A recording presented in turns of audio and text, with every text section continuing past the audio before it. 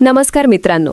जगाच्या एका कोपऱ्यात सुरू झालेलं युद्ध हजारो किलोमीटर दूर असलेल्या आपल्या भारतातील बाजारावर कसा परिणाम करू शकतं आणि विशेष करून सोन्या चांदीच्या किमतींना कसा हलवून टाकू शकतं याची एक थरारक आणि थोडीशी भावनिक कहाणी आज आपण पाहणार आहोत. गेल्या काही दिवसांपासून आंतरराष्ट्रीय पातळीवर घडणाऱ्या घडामोडींनी संपूर्ण आर्थिक जग हलवून सोडलं आहे. मध्य पूर्वेच्या भागात अचानक भडकलेला संघर्ष आता सलग 17व्या दिवशीही सुरू आहे. रोज नवनवीन बातम्या, नवे हल्ले, नवे तणाव आणि या सगळ्याचा परिणाम जगातील सर्वात सुरक्षित गुंतवणूक मानल्या जाणाऱ्या सोन्यावर आणि चांदीवर होताना दिसतोय. पण या कहाणीची खरी सुरुवात होते महाराष्ट्रातील एका खास शहरातून, जळगाव, ज्याला अनेक वर्षांपासून सुवर्ण नगरी म्हणून ओळखले जातं. कारण इथं सोन्याची खरेदी विक्री मोठ्या प्रमाणात होते. देशभरातील व्यापारी आणि ग्राहक इथल्या बाजाराकडे बारकाईने लक्ष ठेवून असतात. आणि आता इथेच एक वेगळीच घडामोड घडताना दिसतेय. कारण जेव्हा जगभरात तणाव वाढतो तेव्हा साधारणपणे सोन्याचे भाव वाढतात. पण यावेळी घडलं नेमकं उलटं. गेल्या काही दिवसात सोन्याचा आणि चांदीचा दर सतत खाली येताना दिसतोय आणि यामुळे ग्राहकांच्या चेहऱ्यावर अचानक एक वेगळंच हसू दिसू लागलं आहे. कारण सणांचा हंगाम अगदी दारात उभा आहे. आणि त्यातही अवघ्या 2 दिवसांवर येऊन ठेपलेला गुढीपाडवा, महाराष्ट्रातील नववर्षाची सुरुवात. प्रत्येक घरात उत्साह, नवीन खरेदी आणि विशेष म्हणजे सोनं घेण्याची परंपरा. अशावेळी जर सोन्याचे भाव कमी झाले तर काय होईल याचा अंदाज तुम्ही लावू शकता. बाजारात अचानक गर्दी वाढू लागते, दुकानांमध्ये चौकशी वाढते आणि अनेक कुटुंब जे काही दिवसांपासून वाट पाहत होती त्यांना आता एक योग्य संधी मिळाल्याची भावना निर्माण होते. पण ही घसरण नेमकी किती आहे आणि का झाली हे समजून घेणं महत्त्वाचं आहे. कारण फक्त अफवा किंवा अंदाजावर बाजार चालत नाही, त्यामागे अनेक आर्थिक आणि जागतिक कारणं असतात. जळगावच्या सुवर्ण बाजारात गेल्या 5 दिवसांमध्ये जे चित्र दिसलं ते खूपच वेगळं होतं. रोज सकाळी बाजार उघडला की व्यापाऱ्यांच्या चेहऱ्यावर एक प्रश्न असायचा, आज दर वर जाणार की खाली येणार. पण दिवसागणिक एकच गोष्ट घडत राहिली, भाव थोडे थोडे कमी होत गेले. सोन्याच्या दरात तब्बल 1000 रुपयांपेक्षा जास्त घट झाली, तर चांदीच्या दरात 3500 रुपयांपर्यंत घसरण दिसली. आणि या घसरणीचा थेट परिणाम म्हणजे ग्राहकांमध्ये उत्साह. कारण काही दिवसांपूर्वी जे दर ऐकून लोक थोडे घाबरले होते तेच दर आता थोडे परवडणारे वाटू लागले. आणि जेव्हा बाजारात अशी परिस्थिती निर्माण होते तेव्हा व्यापारी सुद्धा ग्राहकांना आकर्षित करण्यासाठी नवनवीन ऑफर्स देऊ लागतात. काही दुकानांमध्ये मेकिंग चार्ज कमी, तर काही ठिकाणी विशेष सणासुदीच्या योजना. त्यामुळे बाजारात एक वेगळंच वातावरण तयार होतं. पण या कहाणीचा खरा ट्विस्ट अजून बाकी आहे. कारण सोन्याचे भाव का कमी झाले हा प्रश्न अजूनही अनेकांच्या मनात आहे. आणि त्याचं उत्तर मिळालं ते बाजारातील तज्ज्ञांकडून, ज्यांनी स्पष्ट सांगितलं की या घसरणीमागे केवळ एक कारण नाही, तर अनेक गोष्टी एकत्र येऊन हा परिणाम घडवतात. आणि त्या सगळ्या गोष्टी समजून घेतल्या तरच या बदलाचं खरं चित्र समोर येतं. आता प्रश्न असा आहे की जेव्हा जगभरात तणाव वाढतो तेव्हा साधारणपणे गुंतवणूकदार सुरक्षित पर्याय शोधतात आणि त्या यादीत सर्वात वर असतं सोनं. मग यावेळी सोन्याचा दर खाली का आला? याचं उत्तर मिळतं आंतरराष्ट्रीय बाजारातील हालचालींमध्ये. कारण गेल्या काही दिवसांत अनेक मोठ्या गुंतवणूकदारांनी सोन्यातून मिळालेला नफा सुरक्षित करण्यासाठी प्रॉफिट बुकिंग सुरू केली. म्हणजेच त्यांनी आधी घेतलेलं सोनं विकायला सुरुवात केली. आणि जेव्हा मोठ्या प्रमाणात विक्री होते तेव्हा बाजारात पुरवठा वाढतो आणि नैसर्गिकरित्या भाव खाली येतात. दुसरं मोठं कारण म्हणजे अमेरिकन डॉलरची वाढती ताकद. जागतिक अर्थव्यवस्थेत डॉलरचा प्रभाव प्रचंड आहे. आणि जेव्हा डॉलर मजबूत होतो तेव्हा अनेक गुंतवणूकदार सोन्यातून पैसा काढून डॉलरमध्ये गुंतवणूक करतात. यामुळे सोन्याची मागणी थोडी कमी होते आणि दरावर दबाव येतो. तिसरं कारण म्हणजे बाजारातील अनिश्चितता. युद्ध किती दिवस चालेल, पुढे काय होईल याबद्दल स्पष्टता नसल्यामुळे अनेक गुंतवणूकदार सावध झाले आहेत आणि त्यामुळे मोठे व्यवहार काही काळ थांबले आहेत.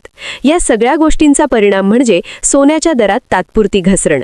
पण या घसरणीचा फायदा मात्र थेट ग्राहकांना मिळताना दिसतोय. कारण जळगावसारख्या बाजारात गेल्या काही दिवसात ग्राहकांची चौकशी अचानक वाढली आहे. अनेक कुटुंब दुकानांमध्ये येऊन दर विचारत आहेत. काही लोक छोट्या प्रमाणात सोनं खरेदी करत आहेत, कारण त्यांना वाटतं की दीर्घकाळात सोनं ही सुरक्षित गुंतवणूक आहे. आणि इतिहास पाहिला तर हे बऱ्याच प्रमाणात खरंही आहे. गेल्या अनेक दशकांत सोन्याने गुंतवणूकदारांना चांगला परतावा दिला आहे. त्यामुळे अनेक लोक थोडं थोडं करून सोनं जमा करणं हा पर्याय निवडत आहेत. म्हणजेच एकदम मोठी खरेदी करण्याऐवजी वेळोवेळी थोडी थोडी खरेदी. आणि यामागे एक मानसिक कारणही आहे. कारण लोकांना वाटतं की सणासुदीच्या काळात सोनं घेणं म्हणजे शुभ आणि गुढीपाडव्याच्या दिवशी तर विशेष महत्त्व असतं. त्यामुळे अनेक कुटुंब आता तयारी करताना दिसत आहेत. काही जण लग्नासाठी सोनं घेत आहेत, तर काही जण गुंतवणुकीसाठी. आणि यामुळे बाजारात एक वेगळंच चैतन्य निर्माण झालं आहे.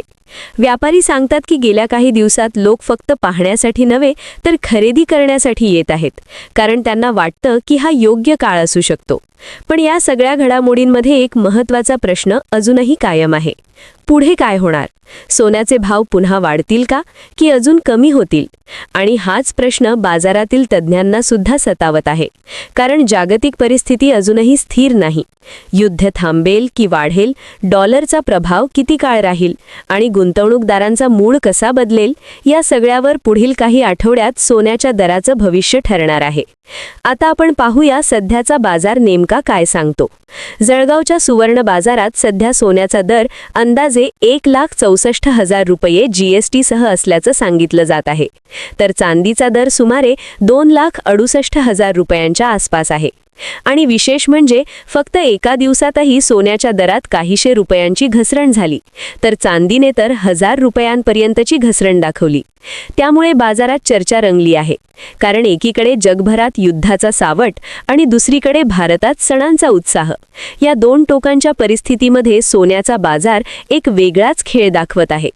ग्राहकांच्या चेहऱ्यावर आनंद दिसतोय, पण व्यापारी मात्र सावध आहेत. कारण त्यांना माहिती आहे की बाजार कधीही बदलू शकतो आणि सोन्याचे भाव पुन्हा वाढू शकतात. त्यामुळे अनेक व्यापारी ग्राहकांना एक सल्ला देताना दिसतात. जर तुम्हाला सोनं घ्यायचं असेल तर दीर्घकाळाचा विचार करा. कारण सोनं हे फक्त दागिना नाही, तर एक प्रकारची आर्थिक सुरक्षितता आहे. अनेक कुटुंबांसाठी ते बचतीचं साधन आहे. आणि म्हणूनच भारतात सोन्याला केवळ धातू म्हणून नव्हे तर परंपरेचा भाग मानलं जातं. लग्न समारंभ असो, सण असो किंवा एखादा विशेष दिवस, सोनं नेहमीच केंद्रस्थानी असतं. आणि आता गुढीपाडवा जवळ येत असताना जळगावच्या बाजारात जे वातावरण तयार झालं आहे ते पाहण्यासारखं आहे. काही दुकानांमध्ये सजावट सुरू झाली आहे. ऑफर्सचे बोर्ड लावले गेले आहेत. ग्राहकांची वर्दळ वाढली आहे. आणि या सगळ्या गडबडीत एक गोष्ट स्पष्ट दिसते. जगात काहीही घडलं तरी भारतीयांच्या मनात सोन्याचं स्थान कायम आहे. युद्ध असो किंवा आर्थिक चढउतार, शेवटी लोक सुरक्षित गुंतवणूक शोधतात आणि त्यात सोनं अजूनही सर्वात विश्वासार्ह मानलं जातं. पण या कथेला अजून एक भावनिक बाजूही आहे. कारण जेव्हा एखाद्या कुटुंबाने बराच काळ पैसे साठवून सोनं घ्यायचं ठरवलं असतं आणि अचानक भाव कमी होतात, तेव्हा त्यांच्या चेहऱ्यावर दिसणारा आनंद वेगळाच असतो. जणू काही त्यांना योग्य क्षण मिळाल्याची भावना असते. आणि कदाचित म्हणूनच आज जळगावच्या सुवर्णनगरीमध्ये एक वेगळं चैतन्य पाहायला मिळतं आहे.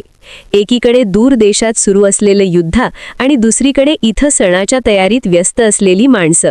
पण या दोन्ही गोष्टी एकाच अदृश्य धाग्याने जोडल्या गेल्या आहेत. आणि तो धागा म्हणजे सोन्याचा बाजार. पुढील काही दिवसात परिस्थिती कशी बदलते, सोन्याचे भाव पुन्हा वाढतात का की अजून खाली येतात, हे पाहणं अत्यंत महत्त्वाचं ठरणार आहे. पण एक गोष्ट नक्की, बाजारातील ही कहाणी अजून संपलेली नाही. पुढचा अध्याय कदाचित आणखी मोठा ट्विस्ट घेऊन येईल. आणि म्हणूनच जर तुम्हाला अशाच महत्त्वाच्या आर्थिक घडामोडी सोप्या आणि रोचक पद्धतीने जाणून घ्यायच्या असतील तर आमच्यासोबत शेवटपर्यंत राहा. कारण पुढे काय होणार याकडे आता संपूर्ण बाजाराचं लक्ष लागलं आहे. धन्यवाद.